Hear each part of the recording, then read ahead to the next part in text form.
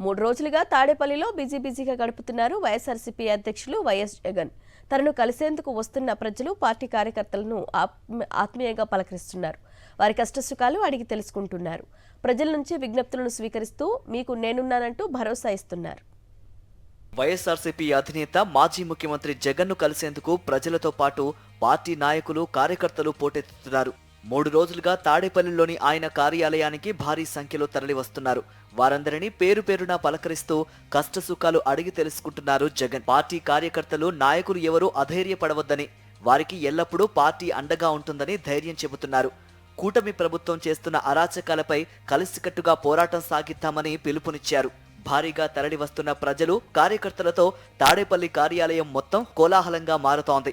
ఈ సందర్భంగా కొందరు జగన్ను శాలువాతో సన్మానిస్తే మరికొందరు పుష్పగుచ్చాలు, జ్ఞాపికలు అందజేశారు. జగన్ను కలిసేందుకు వచ్చిన ప్రజలు వినతి పత్రాలు అందజేసి సెల్ఫీలు దిగేందుకు ఎగబడుతున్నారు. 3 రోజులుగా వరుసగా ప్రజల్ని కలుస్తూ వారి నుంచి విజ్ఞప్తులను స్వీకరిస్తున్న జగన్ పార్టీ నేతలకు కూడా నేనున్నానంటూ భరోసా ఇస్తున్నారు.